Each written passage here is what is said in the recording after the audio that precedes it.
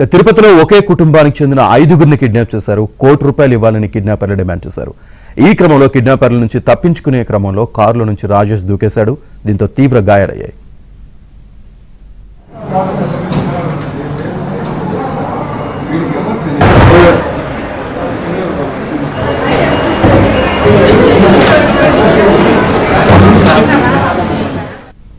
తిరుపతిలో ఒకే కుటుంబానికి చెందిన 5గురి కిడ్నాప్ కి సంబంధించి పూర్తి సమాచారాన్ని మా కరెస్పాండెంట్ దినేష్ అందిస్తారు.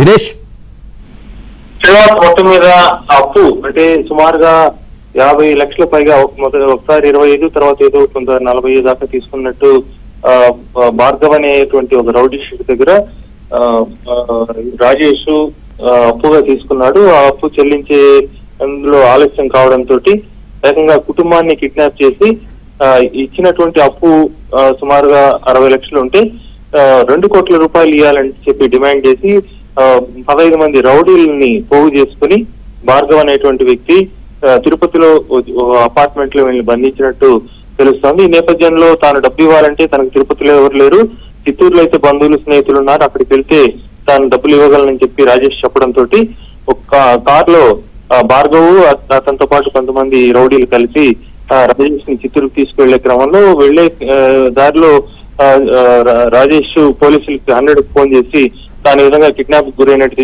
చెప్పాడు. ఆ ఫోన్ కూడా భార్గవ్ ఫోన్ వాడినట్టు తెలుస్తా ఉంది. ఈ నేపథ్యంలో దానిపైన కోపం చేసుకుని కారులోనే బాగా చిత్త కొట్టేశారు. దాంతో పాటు కారు దించి కూడా కొట్టాలని ప్రయత్నం చేసేటప్పటికి అతను తప్పించుకునే ప్రయత్నం చేశాడు. దీంతో అతని పైన బాగా దాడి చేయడంతో తీవ్రమైనటువంటి గాయాలై స్పృహతో పడిపోయాడు.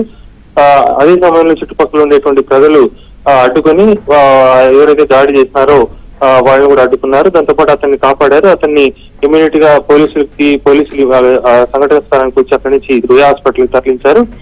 భార్గవ్ కావచ్చు, కొంతమంది తప్పించుకున్నారు. అయితే మిగిలిన కొంతమంది పోలీసులు అదుపులోకి తీసుకున్నారు. అయితే అపార్ట్మెంట్ ఏదైతే బంధించున్నారో వాళ్ళని కాపాడేటువంటి ప్రయత్నం పోలీసులు చేస్తున్నారు. వాళ్ళు ఇంకా ట్రేస్ అవ్వలేదు.